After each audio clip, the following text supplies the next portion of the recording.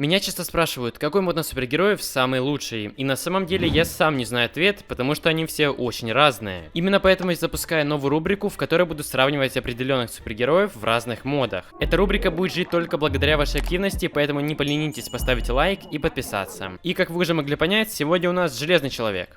Сегодняшние моды: Typical Heroes, Project Superhuman, Legends мод, Iron Man от Лукрафта и Fisk Super Heroes. И категории, по которым мы будем их сравнивать: вариативность костюмов, качество моделей, способности, геймплей и общее впечатление. Сразу говорю, я показываю только свое мнение, свое же вы можете написать в комментариях. В моде Fisk Super Heroes есть всего 3 костюма. Это Марк 46, Марк 47 и Марк 50 из Войны Бесконечности. Тут 4 из 5. Мод Project Superhuman тоже получил 3 костюма. Это модель 9 из комиксов, модель 25 тоже из комиксов, а также Спасительница. И за эти костюмы он тоже получает 4 из 5.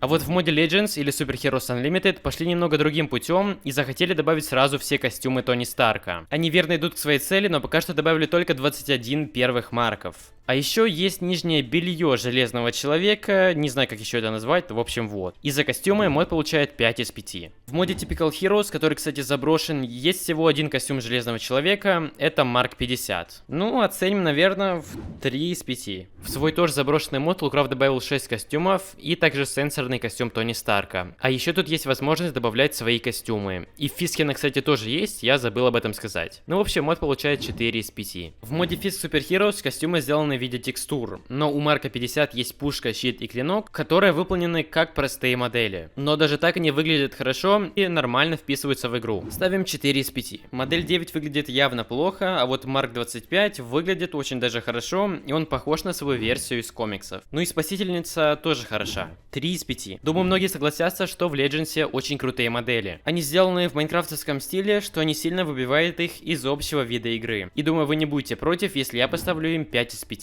Ну что сказать, тут один костюм, одна модель, в принципе она выглядит красиво, но у нее нет шейда. Вот эти крылья и пушки очень подкупают, поэтому 4 из 5. Моделей тут как таковых нету, просто текстуры из 2015-го, поставлю 2 из 5. У Марка 46, как и у 47 модели, такие способности: репульсор, из правой руки на N, на кнопку M костюм может зависнуть в воздухе. Уникальная способность на J, которой нет в других модах, это возможность выйти из костюма. В этом режиме костюм будет уничтожать всех, кто не нравится ему и его владельцу. А еще на правый shift он очень красиво снимает маску. У Марка 50, когда вы одели реактор, нужно сначала нажать на H, чтобы открыть костюм. Вместо репульсора у него появляется такая вот пушка, но по урону она вроде бы такая же. А вот на M у него сразу 2 новых способности. Первая — это щит, который защитит от любого урона, а вторая — клинок, который увеличивает дамаг с руки. Зависает в воздухе он на J, и маску тоже открывает красиво. За способности Fisk Heroes получает 4 из 5. Тут у Железного Человека есть 4 способности. На F он делает одиночный выстрел из репульсора, на R он делает долгий выстрел из репульсора, и третья на G это выстрел из реактора, он очень сильный. И четвертая уникальная способность — это такой вот голографический щит. Он отталкивает всех сущностей,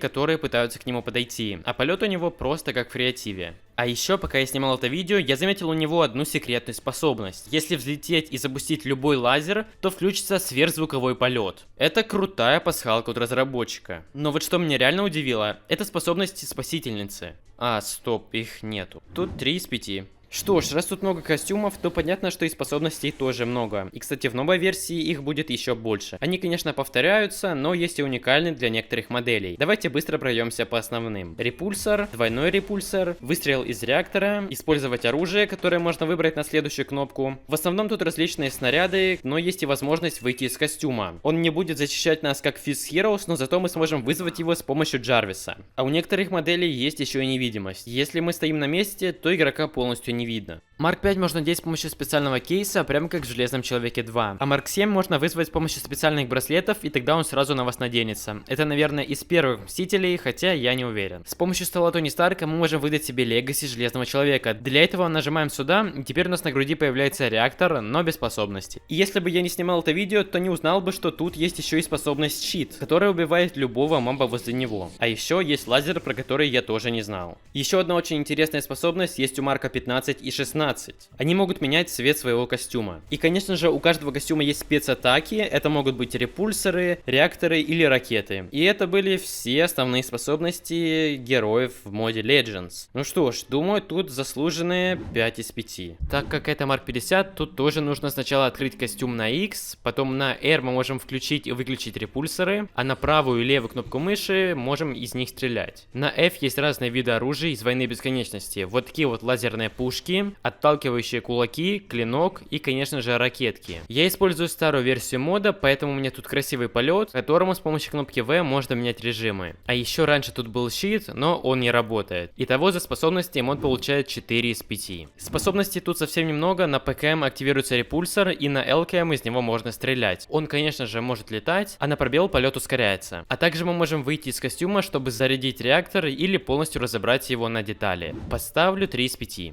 Мод хорошо оптимизирован для выживания, мне нравится способ получения костюма в фиске. И, кстати, у Марка 50 есть шкала времени, примерно на 5 минут, по окончанию которой костюм выключается. То есть вы не сможете бесконечно летать, это добавляет небольшой баланс, что неплохо. За геймплей поставлю 5 из 5, не знаю, что можно еще добавить. В моде Project Superhuman геймплея почти нету, так что не знаю даже что сказать. Ну, только щитом можно побегать, а так все. Поэтому поставлю тут 1 из 5. Он реально очень скучный. Про мод Legends много говорить не буду, мод отличный. Способ получения костюмов — это крафт из нужных материалов, это тоже нормально. И вроде бы это идеальный мод, но все-таки у меня получилось найти одну плохую вещь в этом моде. Внимание на экран. Когда мы летим и поднимаемся вверх, этот процесс сопровождается анимацией. Персонаж наклоняется в сторону подлета, и когда я отпускаю пробел, анимация плавно убирается. Но вот если я хочу опуститься вниз шифтом, то меня ждет уродская обурывная анимация. И это просто ужасно. А еще мне не очень нравится это выделение мобов, поэтому я его отключил. Но за это отнимать баллы не будем. И за геймплей мод получает